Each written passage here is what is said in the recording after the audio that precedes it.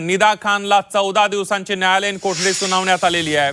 4 दिवसांची पहिली पोलीस कोठडी संपल्यानं आज निदाला न्यायालयात हजर करण्यात आलेलं होतं आणि आता निदाला 14 दिवसांची न्यायालयीन कोठडी सुनावण्यात आलेली आहे।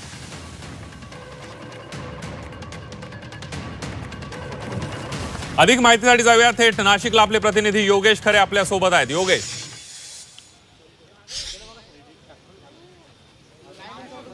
निदा खान हिला आता न्यायालयाने न्यायालयीन कोठडी सुनावलेली आहे। एकूण 14 दिवसांची ही न्यायालयीन कोठडी आहे।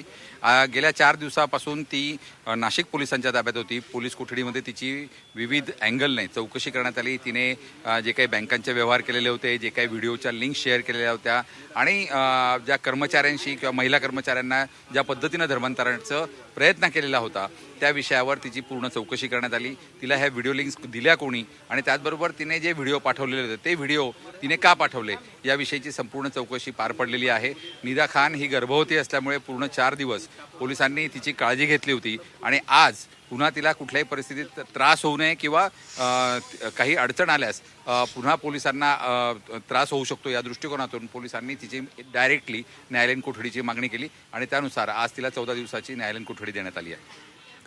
अगदी या सगळ्यामध्ये योगेश, आपण बघतोय निदाची न्यायालयीन कोठडीत असताना सुद्धा चौकशी केली जाईल, त्याबद्दल काय माहिती आहे? न्यायालयीन कोठडी मध्ये तिची रवानगी झाल्यामुळे ती आता नाशिकच्या कारागृहात तिची रवानगी होईल। त्यामुळे त्या ठिकाणी तिची पोलीस चौकशी कुठलीही होऊ शकत नाही। न्यायालयीन कोठडी ही तिच्यासाठी सगळ्यात सुरक्षित जागा आहे। त्या ठिकाणी वैद्यकीय कक्ष आहेत, वैद्यकीय सुविधा आहेत आणि एकूणच तिच्यासाठी गायनेक डॉक्टर सुद्धा त्या ठिकाणी नियुक्त केला जाऊ शकतो।